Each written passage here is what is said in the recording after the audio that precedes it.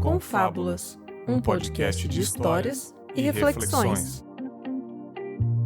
Olá, ouvintes! Está começando mais um Confábulas. Eu sou o Bergs e hoje é um episódio do Trajetórias, a série aqui do Confábulas, onde eu troco uma ideia sobre a caminhada de alguém, sua origem, trabalhos, momentos felizes da vida, tristes, conquistas, superações, enfim, sua trajetória. E hoje eu tenho um convidado muito interessante, um ator, um multiartista, posso dizer assim. Eu acho que é o mais válido para falar, um multiartista, né? Que não se encaixa em uma coisa só. Eu acho que isso é bem bacana para se dizer sobre ele, né? A gente trocou alguns contatos recentemente com a assessoria dele. Eu topei na hora no primeiro e-mail, que eu acredito que esse tipo de conversa com artistas, com trajetórias de muita correria, que é o caso dele, sempre tem espaço aqui no Confábulas e em outros podcasts também eu acredito que deve ter espaços, né? Seja bem-vindo ao Confábulas, Preto Viana. E aí, Preto, beleza? Oh. Gente, que introdução maravilhosa! Estou muito feliz dessa troca, desse espaço. Existem coisas que todo mundo quer, né? Quer ser ouvido e um abraço. E é muito bom estar podendo trocar a nossa história, né? Todos temos uma história e isso faz com que a gente exista e essa história está no nosso corpo. Então, muito feliz de estar aqui com vocês. É isso aí, meu querido. Eu acho que é interessante introduzir sempre com a origem dos convidados, né? Eu fiz uma pesquisa breve, você é da Gema mesmo? É carioca da Gema, nascido aí? Eu sou carioca da Gema. Eu nasci na Tijuca, que é um bairro do Rio, numa favela que se chama Morro da Formiga. Eu cheguei lá desde recém-nascido. Como uma favela do Rio, os confrontos são constantes. E aí chegou uma hora que não ficou insustentável. Minha mãe, que é uma mulher branca, eu sou um filho de uma mulher branca com um homem preto baiano, né? Uma mulher branca carioca, um homem preto baiano. E aí chegou uma fase que ficou insustentável e minha mãe juntou todo o dinheirinho dela de empregada doméstica e conseguiu comprar uma casa no subúrbio do Rio de Janeiro. Que maravilha. E aí a minha adolescência foi no subúrbio do Rio de Janeiro. Como foi crescer em uma favela do Rio de Janeiro e pensar em algo artístico, ou isso nem passava pela sua cabeça na infância? Como que era essa vivência? Diferente de mim, que era em periferia, mas você era em favela. É diferente. Eu sou da periferia de São Paulo. São recortes muito diferentes. Eu vivi agora em São Paulo e eu entendi um gueto, uma forma, né, que é sempre afastada um pouco da sociedade, né, uma parte limitada, o nosso governo não quer enxergar. Então, mas são recortes bem diferentes.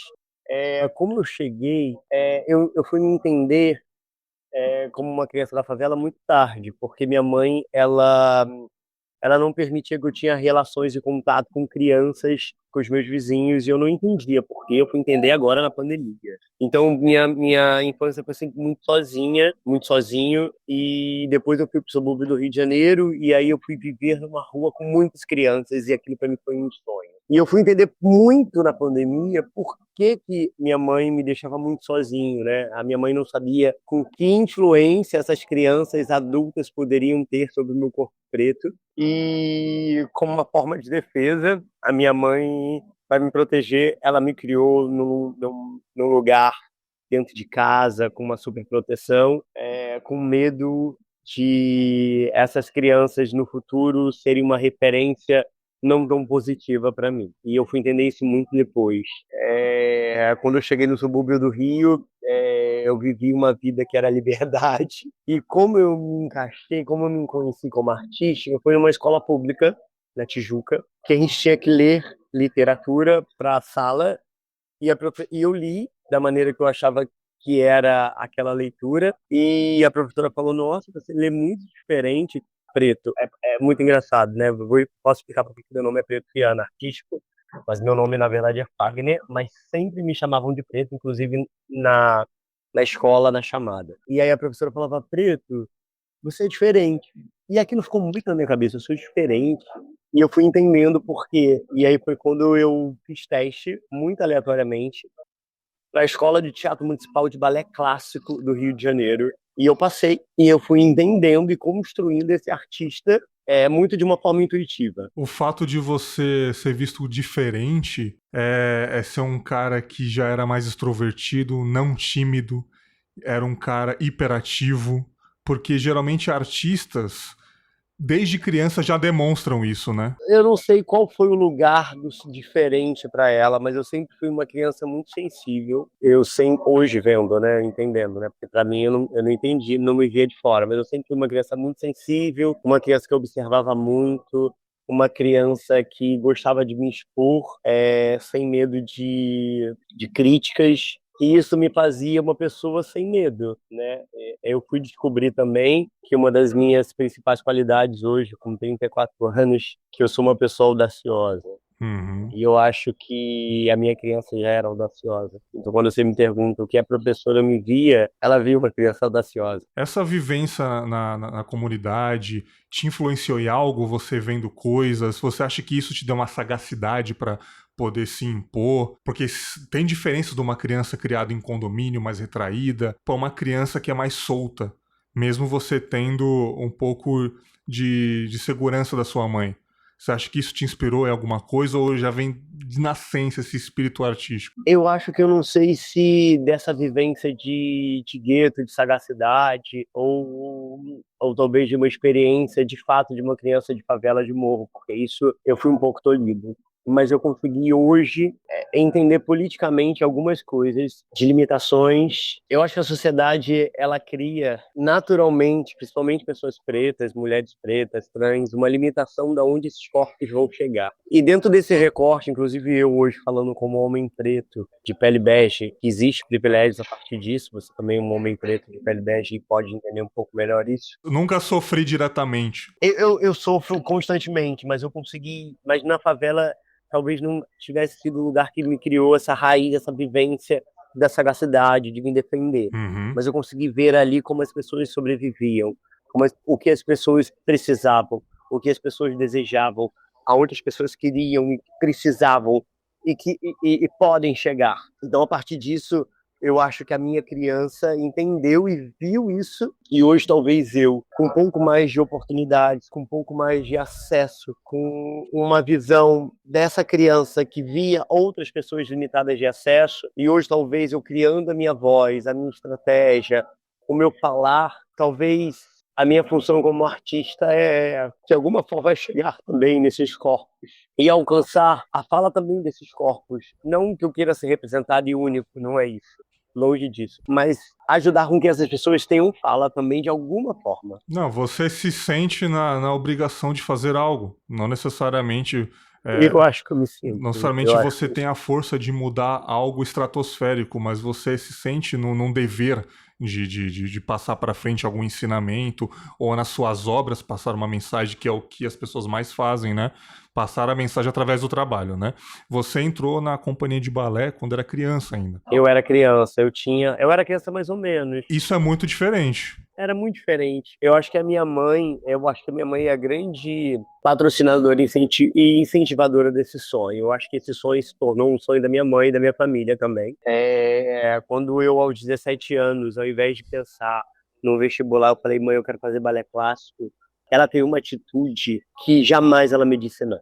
Jamais ela me disse não. E isso é muito precioso. Muito precioso.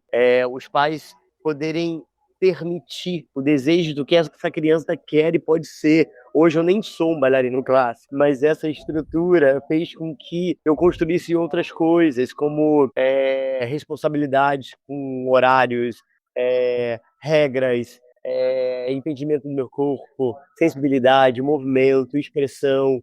Então, o fato de talvez hoje eu não ser um bailarino clássico faz com que me dê ferramentas para eu poder trabalhar de outras formas esse artista. Então, ela não me tolir é o maior presente que ela pode ter dado para minha vida. Os ouvintes precisam entender, até os ouvintes que são pais, mães, que o maior privilégio é você dar liberdade ao seu filho de fazer o que ele quiser. Entendeu? Muitas pessoas fizeram coisas na vida porque os pais apoiaram. Muitas pessoas não fizeram porque os pais não apoiaram. Então tem que vir daí. E isso tem um reflexo gigantesco, Berg. Isso tem um reflexo gigantesco, porque os pais eles acabam projetando, né?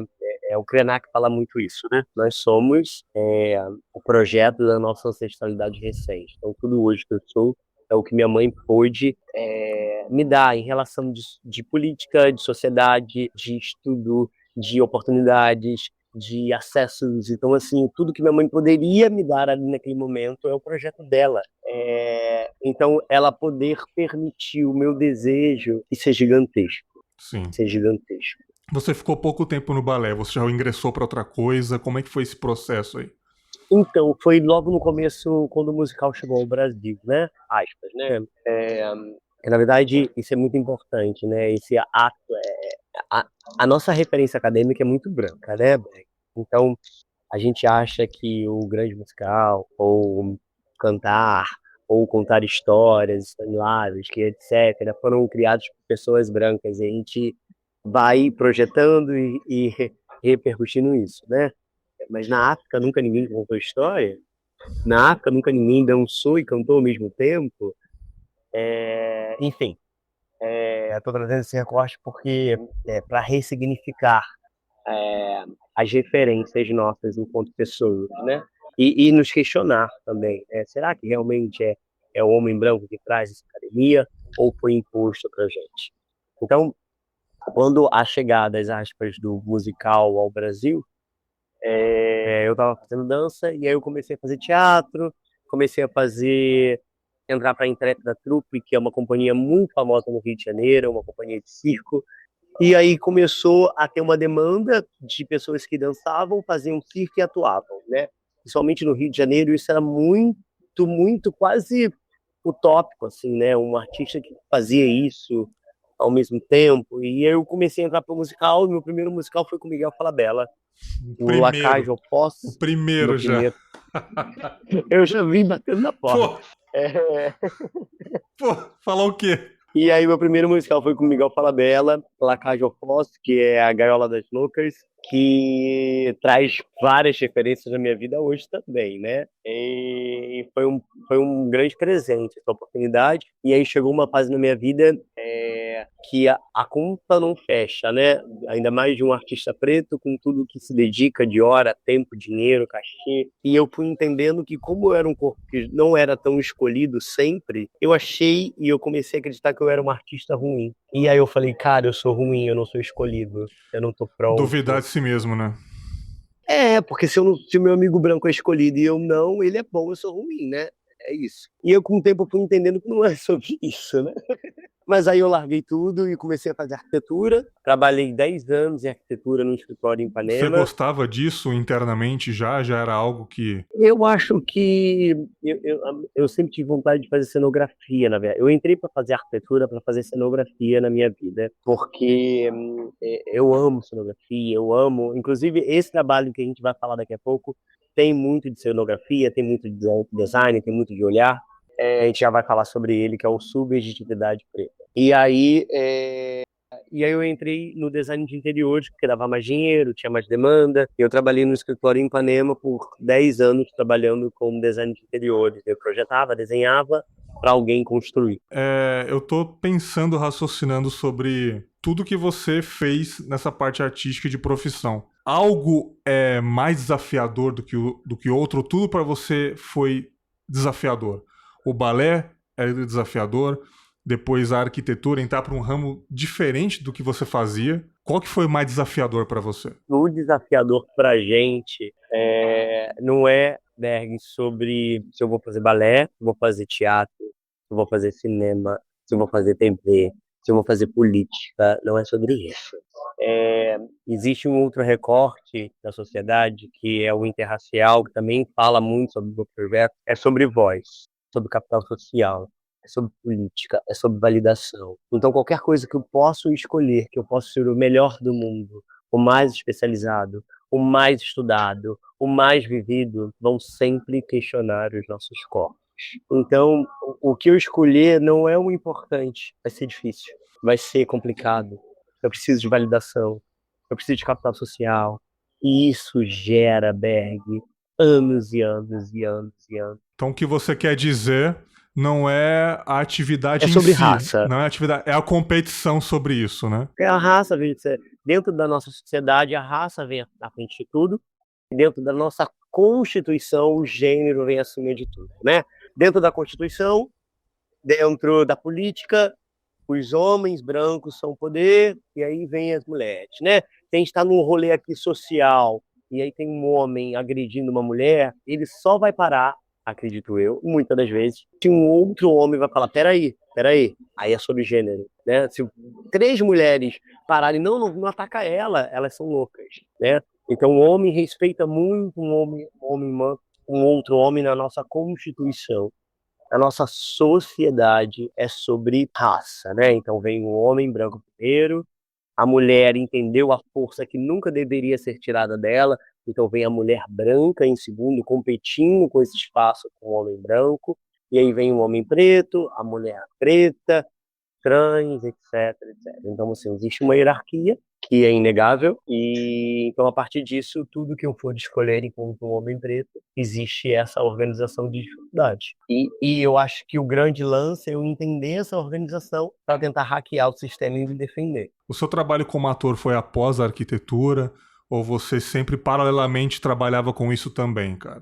Antes da arquitetura eu tentei, né? Eu trabalhei com o Miguel, fiz algumas coisas na Globo, fiz teatro, fiz TV, fiz bastante coisa. Na verdade, eu fiz bastante coisa, mas não fechava a conta de cachê, enfim, não fechava a Então, conta. antes de entrar na Globo, já era antes de trabalhar na arquitetura, já, né? Já tinha feito participações, coisas pequenas, né? Sempre o porteiro, sempre o garçom. E isso não me cabia. Isso não me cabia.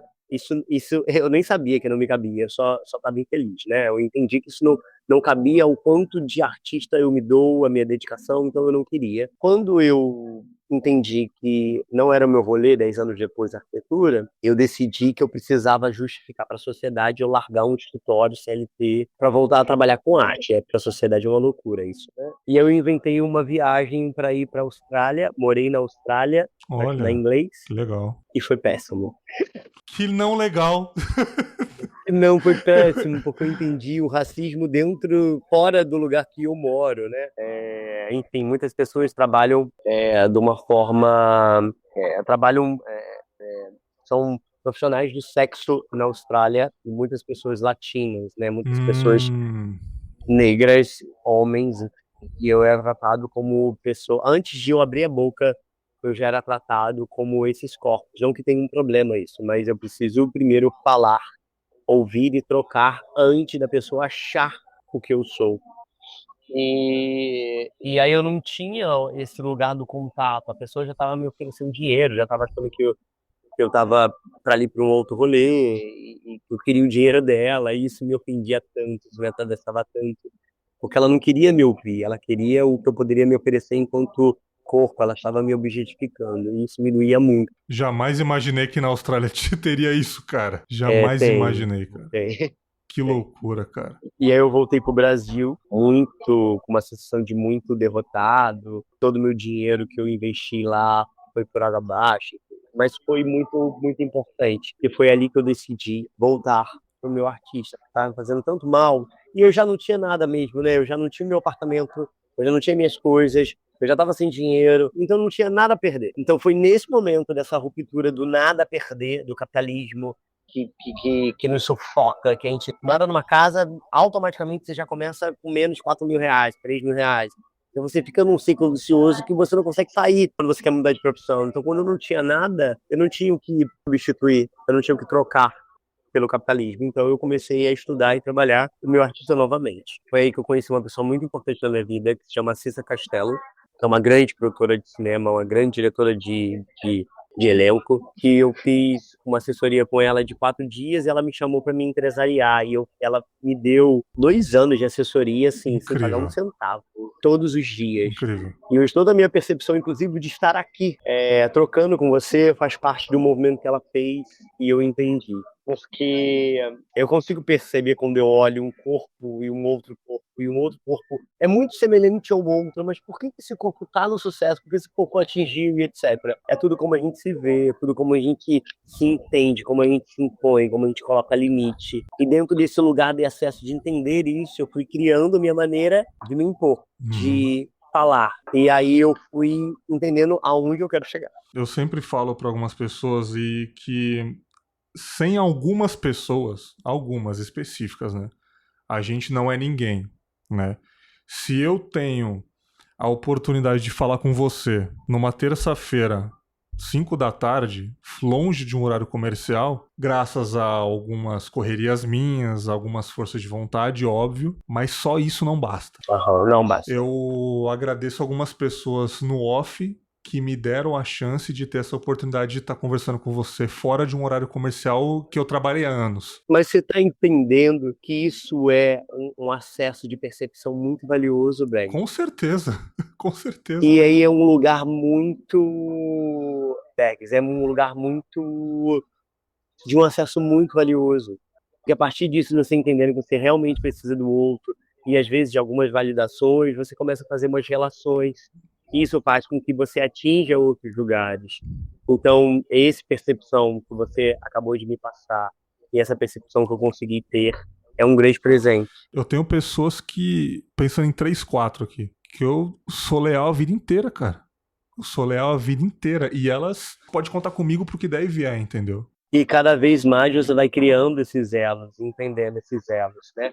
Isso a gente chama de capital social. Porque a gente já nasce, muitas pessoas já nascem com esse capital social assim, elas nem entendem, nem sabem, ela só existe. É porque filho de fulano é o cineasta tal, porque o filho de ciclano é o protagonista X, porque capital social.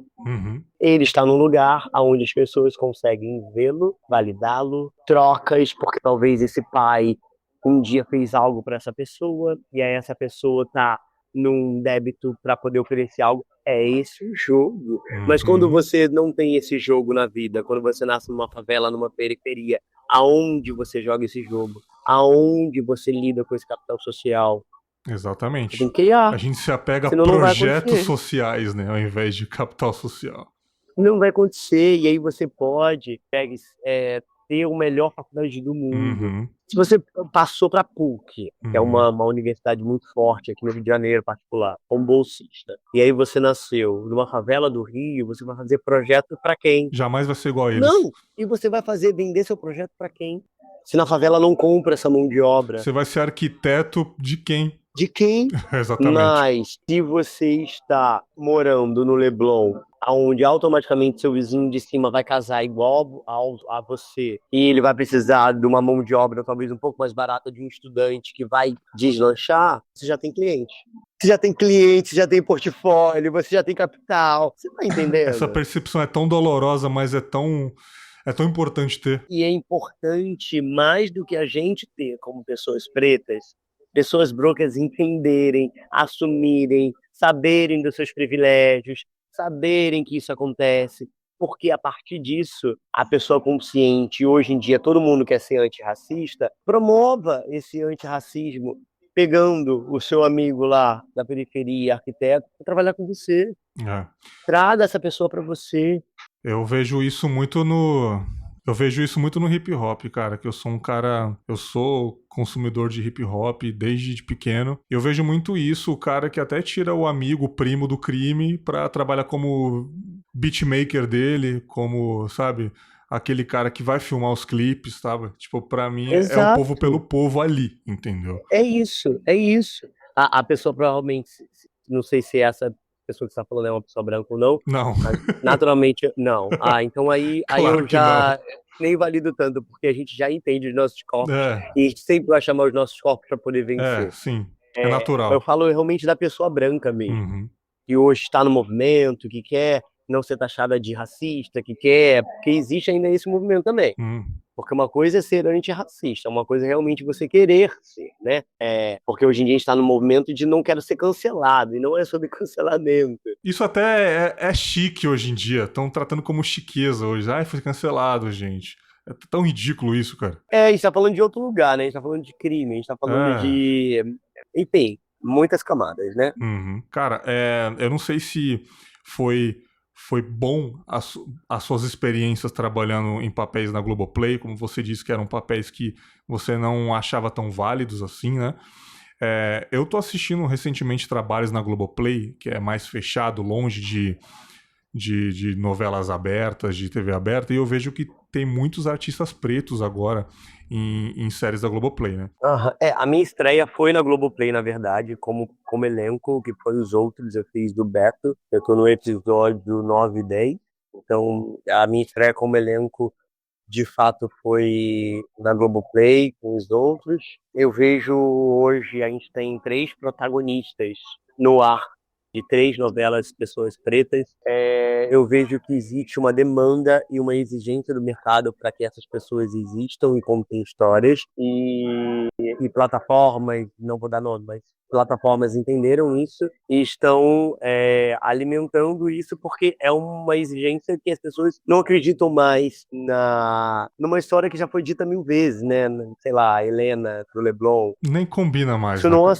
isso não acessa mais, É. né? Mas o que eu acho, Berg, que é a constância desses corpos. Porque não adianta a menina fazer a protagonista da novela das 9, se na próxima novela não tem trabalho para ela. Essa constância que tem que ser existida, esse poder de fala sobre esse corpo. O que essa menina tem para contar? O que ela tem para trocar? Então, assim, o que eu acho que falta é a constância desse corpo como protagonista. Você consegue me entender? Não pode ter um papel sobre ela.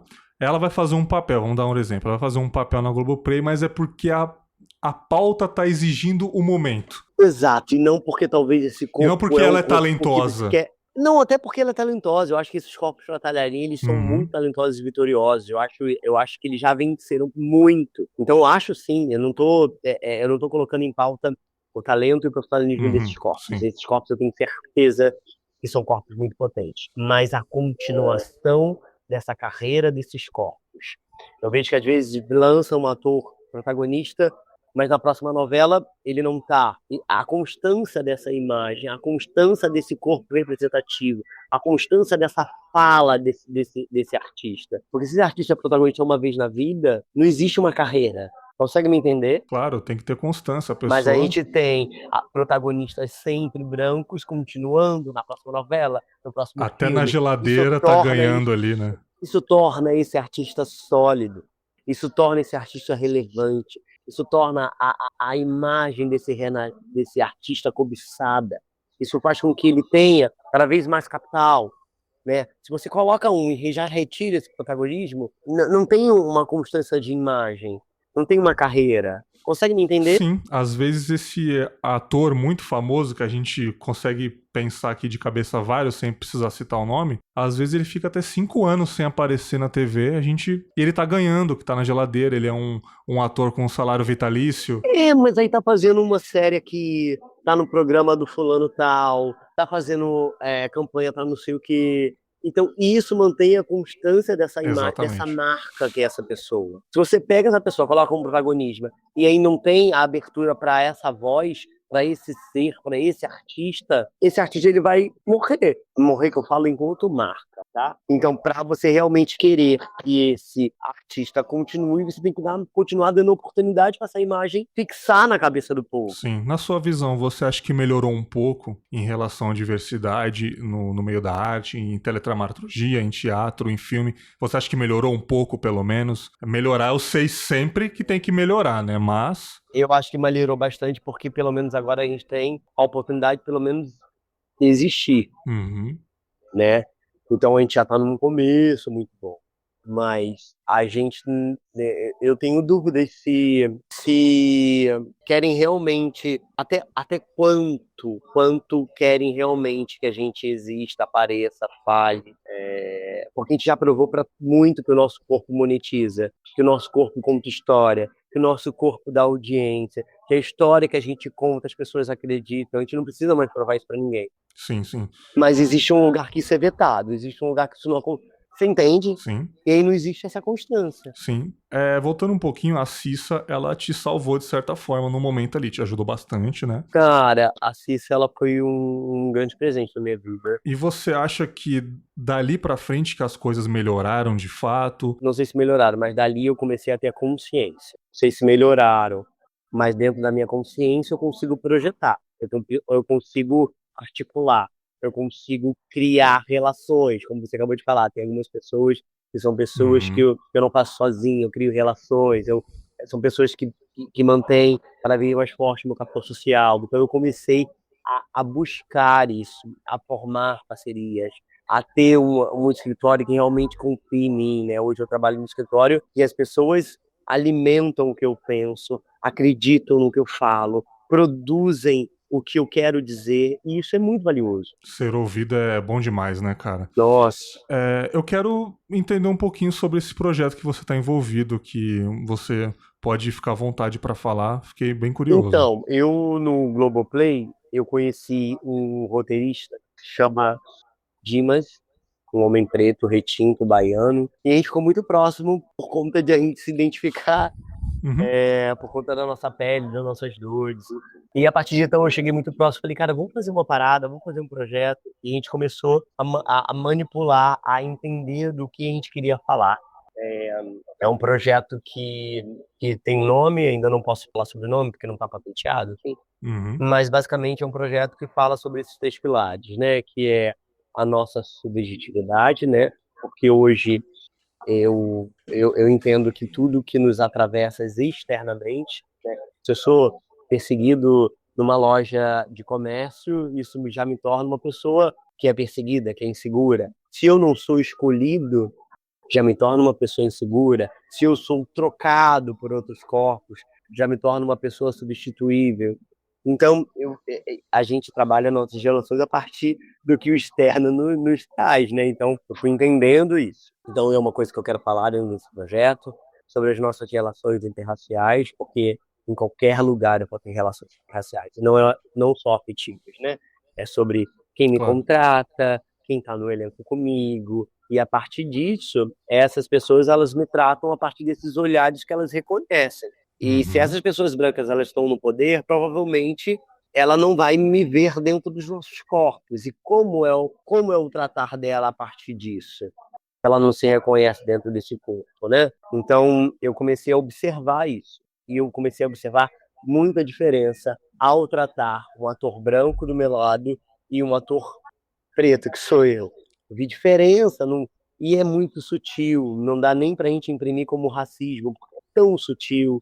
É um tom de falar um pouco maior ou menor, é um cuidado maior com esse artista que não pode ter dor de cabeça, mas eu posso estar Sim. ali quase... Enfim, é muito detalhe, é muito minucioso. E o outro é sobre a minha percepção enquanto a nossa repetição dos nossos corpos em trabalhos subalternos, em situação de rua, em num lugar marginalizado. Isso se repete em qualquer lugar do nosso país. É como se fosse um aprisionamento desses corpos que são repetidos, repetidos, repetidos. E aí eu me vejo nesses corpos e eu fui entendendo nessa estratégia social que é, né?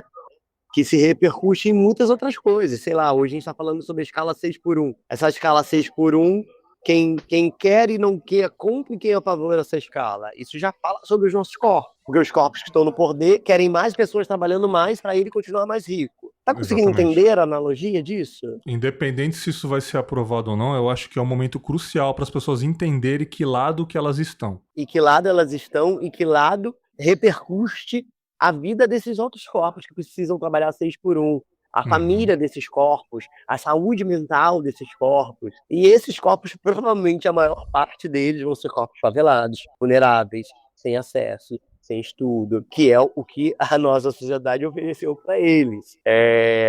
Enfim, é um pouco sobre esses pontos de observação. E daí, eu, junto com o meu empresário, meu sócio, o Rica Grande, eu comecei a fazer pequenas pílulas para entender o que seria isso no real futuramente. E aí a gente fez esse projeto que é o Subjetividade Preta, que é um projeto performance de foto, inspirado em Ogum. Na verdade, nem ia ser Ogum, mas veio muito forte em mim o Ogum, onde a gente trabalha com terra vermelha, que trabalha com fundo amarelo, solo.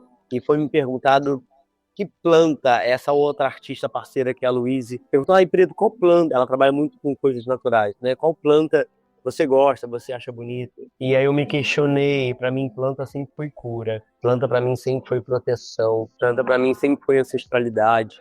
E aí quando E ela de me fez fato é. é, De fato é. e me fato quando ela me fez a pergunta não era só sobre a beleza que é óbvio, muito bonito, né? A flor, a planta, era sobre todas essas camadas de recorte. Aí eu cheguei na espada de São Jorge, que é um símbolo de resistência do nosso povo. E aí eu comecei a vir num trabalho dentro desse recorte, aí a gente foi construindo o cenário, a maquiagem, tudo juntos, a partir desse meu olhar. E aí surgiu esse projeto que é o Gunhê, que é Saudação ao Ogum. E daí veio todo esse momento de falar sobre isso nesse mês de novembro, que é sobre a consciência negra, sobre o que a gente tem para falar, sobre o que a gente quer para falar, sobre para onde a gente vai, né? Porque nós somos o passado dessa terra, nós somos o presente dessa terra, e a gente vai ser o futuro dessa terra. Não, maravilhoso. Vai ser um projeto, por enquanto, só de fotos? Você pretende expandir Então, para... existe ele em audiovisual, existe... É a primeira vez que eu escrevo, então eu fiz um texto falando também sobre a minha subjetividade, como eu amo, como eu sou inseguro, como eu tenho medo, e rolou um vídeo também, gravado em São Paulo. Então eu tenho ele tanto no recorte de roteiro escrito, tanto como fotos. Eu tenho um projeto de lançar esse material fotográfico numa ocupação em São Paulo, onde eu vou trazer outros artistas para bater, comentar, trocar, e o meu desejo é que termine isso tudo dessa exposição numa grande roda de samba, e a roda de samba fala muito sobre a gente também. Samba é samba, né, cara? Não tem jeito, cara. Não Samba tem é... jeito. E, enfim, é uma ideia para muitos outros corpos verem, trocarem, se identificarem, a gente falar sobre isso. Mas ainda é um projeto que a gente está desenhando.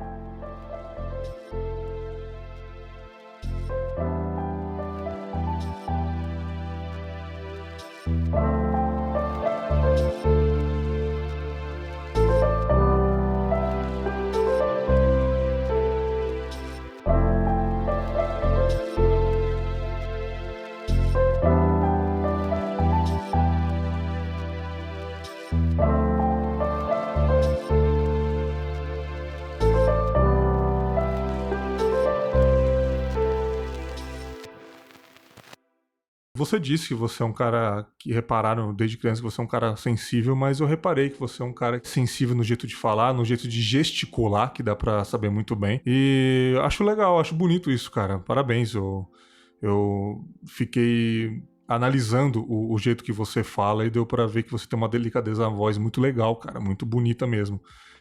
Eu vou fazer umas perguntas aqui pra gente ir pro segundo bloco, que eu acho que vai ser interessante. Eu podia ter entregue essas perguntas para você se preparar melhor, mas eu acho que a surpresa faz ficar mais, né?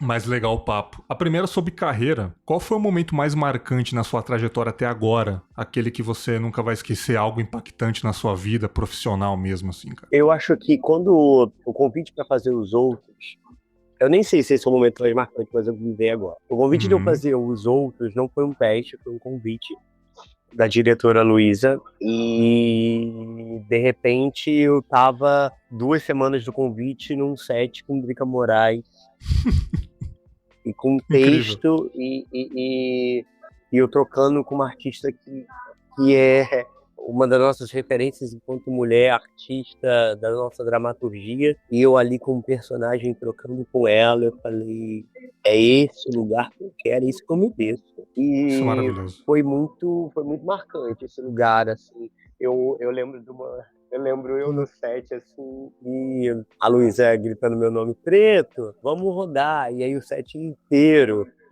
ouvindo meu nome. E isso foi muito especial para mim, assim. Me deu um lugar de existência, me deu uma sensação de eu existo, eu falo, eu tô aqui. Foi muito bom. Não, sensacional, cara. Sensacional. Eu consegui sentir a sua emoção no momento ali. Não agora, mas no momento que aconteceu isso. Deve ter sido incrível, cara. Foi incrível ouvir meu nome ecoando assim no microfone. E o set inteiro ali pra mim e pra Drica, lógico. E eu falei, cara, o que eu projetei tá acontecendo, sabe? Incrível, cara. Maravilhoso, cara. Desafios, o Preto. Olhando pra trás, assim, qual foi o maior obstáculo que você enfrentou, que você conseguiu superar?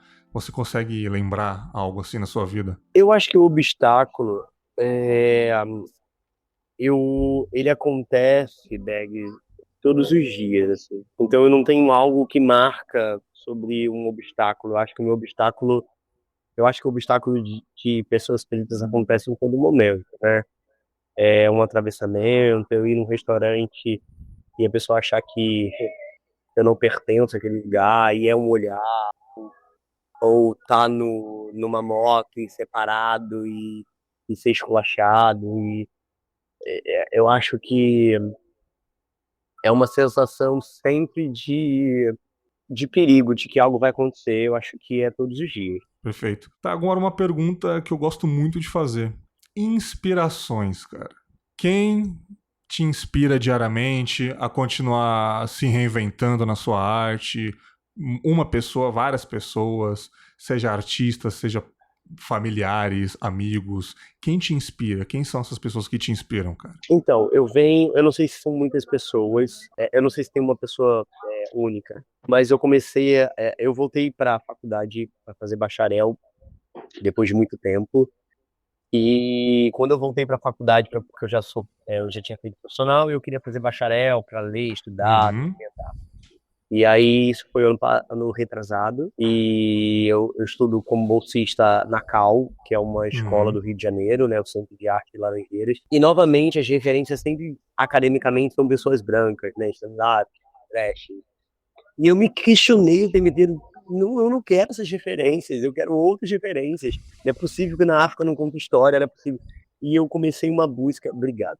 E eu comecei uma busca de entender quem poderiam ser as minhas referências.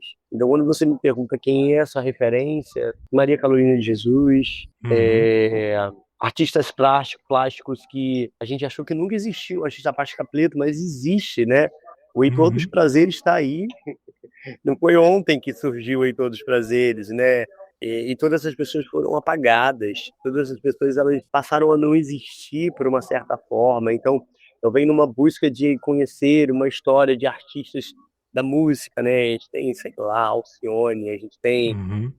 agora a Aline A foi Aline que é eterniz... que sensacional. foi eternizada, né? É uma mulher trans, preta, canceriana, enfim. Inclusive, beijo, Aline, que é uma amiga minha. Essas pessoas, elas continuam sendo a minha referência de busca constantemente. Essas Uhum. pessoas é que a partir do meu olhar de trabalho eu vou me alimentar para fazer e construir o meu. Então não existe uma outra pessoa só existe uma ressignificação numa academia mostrada para mim extremamente branca que existem outros corpos, outras formas. Então eu tô nesse movimento.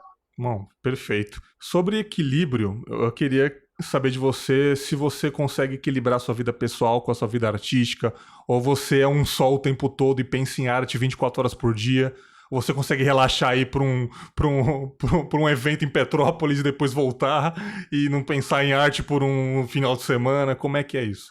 Eu tenho tido problemas quanto isso.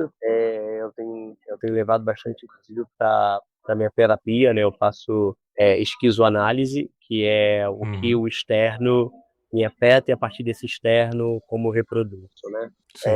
Que é uma terapia racializada. E eu levo isso muito para terapia. Hoje eu tenho muita certeza de onde eu vou chegar e eu quero chegar, e isso precisa de muito esforço, de muita dedicação, talvez mais do que talvez um outro ator branco, branca, que esteja no rolê, assim.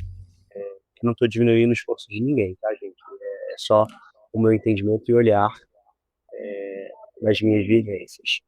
E eu terminei agora um casamento que eu acredito é um casamento que ainda existe muito amor. A gente tem filhos e E eu acho que um dos erros é um pouco meu, assim, de um alimento que eu tenho constantemente para que isso aconteça e dê certo. E eu acabo, às vezes, talvez negligenciando todas essas outras partes. E eu não me culpo, não. Uhum. Eu acho que existe muito esforço e energia para que isso aconteça. E eu acho que talvez nesse momento eu precise dar para que isso aconteça. Estou tentando equilibrar, mas hoje não, eu não consigo. Não, perfeito.